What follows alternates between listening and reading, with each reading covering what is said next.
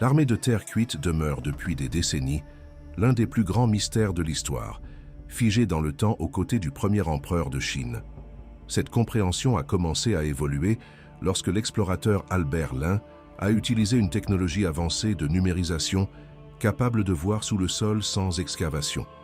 Ses recherches ont révélé des chambres cachées, des structures secrètes et des indices intrigants. Plutôt qu'une simple ligne défensive, le complexe souterrain s'est avéré bien plus élaboré et soigneusement planifié. De nouvelles images numériques ont révélé des formes et des espaces jamais observés auparavant, amenant les scientifiques à revoir d'anciennes théories et des hypothèses établies. Si les guerriers ne servaient pas uniquement à protéger l'empereur, quel était alors le véritable objectif de cette construction monumentale?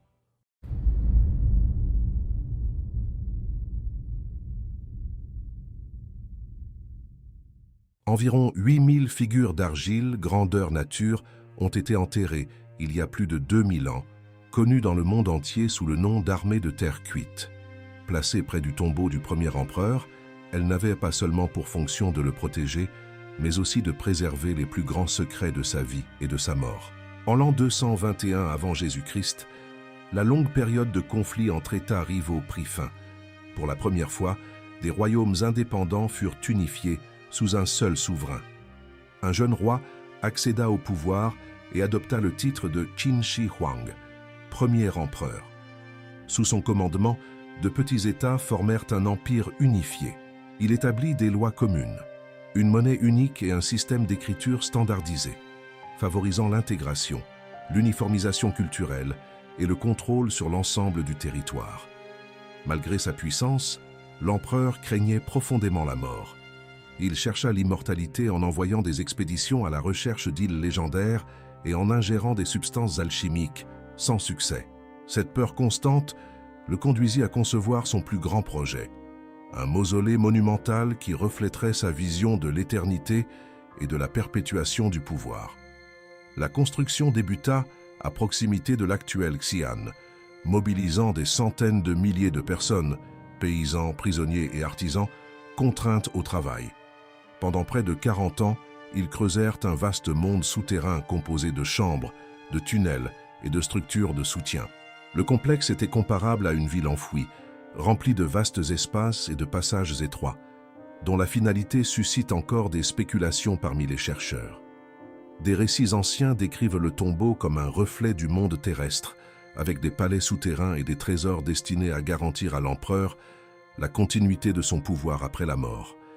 Des objets précieux, tels que des ornements en or, des armes et des chars, furent disposés autour de lui. Après sa mort, le site fut scellé et dissimulé sous terre, soigneusement nivelé, afin de ne laisser aucune trace visible ni aucun signe de sa grandeur. Pendant plus de 2000 ans, le complexe resta oublié jusqu'à 1974, lorsque des agriculteurs découvrirent des fragments d'argile en creusant un puits. Les fouilles révélèrent des rangées de guerriers en formation de bataille, archers, soldats, cavaliers et conducteurs de chars, chacun doté de traits uniques.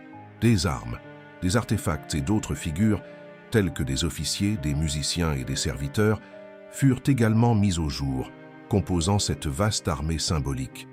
La découverte devint l'une des plus importantes de l'archéologie moderne, révélant des aspects de la vie, des peurs et des ambitions de l'empereur.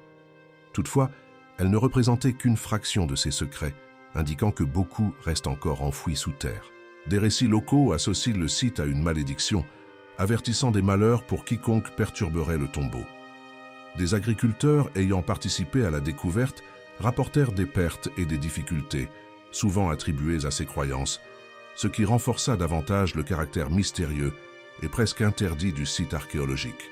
Des années plus tard, Albert Lin appliqua des technologies telles que le radar à pénétration de sol, les drones et le lidar pour cartographier le sous-sol sans l'endommager. Les résultats révélèrent des structures inconnues, des puits profonds, de longs tunnels et des formations irrégulières. Certaines zones indiquaient une activité intense, possiblement de nature industrielle. D'autres suggéraient des fosses communes, avec des indices d'inhumation précipités, révélant des conditions difficiles et potentiellement brutales. On estime qu'environ 700 000 personnes participèrent à la construction.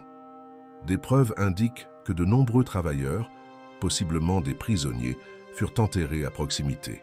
Les archives historiques suggèrent que ceux qui connaissaient les secrets les plus profonds du tombeau auraient pu être empêchés de partir, indiquant des mesures extrêmes pour maintenir un secret absolu. Les analyses ont également révélé des passages souterrains inattendus et des marques dans le sol indiquant une activité humaine intense.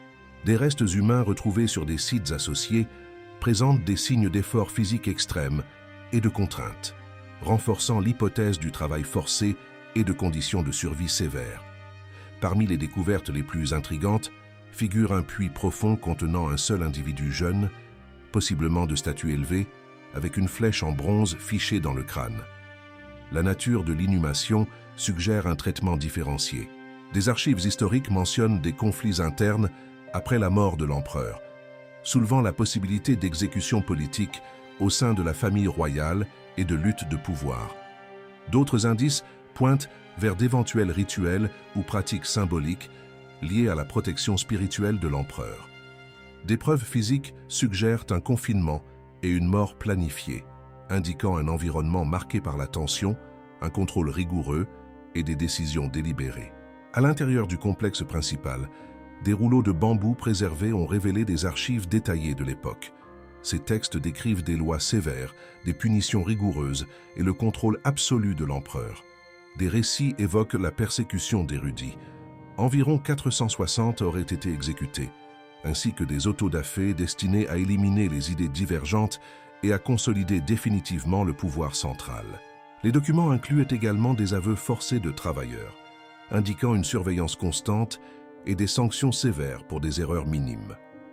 Ces archives révèlent un souverain profondément méfiant, cherchant à contrôler non seulement les actions, mais aussi les pensées, les discours et même la circulation du savoir dans son empire. Certains textes présentent un langage symbolique, suggérant des croyances en des forces spirituelles et une protection surnaturelle. Il est également fait mention d'une chambre remplie de trésors, protégée par un poison des étoiles, interprété comme du mercure.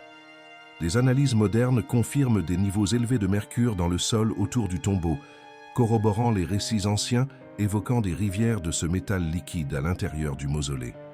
En raison de sa toxicité et du risque d'endommager des artefacts délicats, la tombe principale demeure fermée. Des expériences antérieures ont montré que l'exposition à l'air peut rapidement détruire des matériaux préservés pendant des siècles. Ainsi, pour des raisons de sécurité et de conservation, le site n'a pas encore été ouvert et demeure l'une des plus grandes énigmes archéologiques du monde contemporain.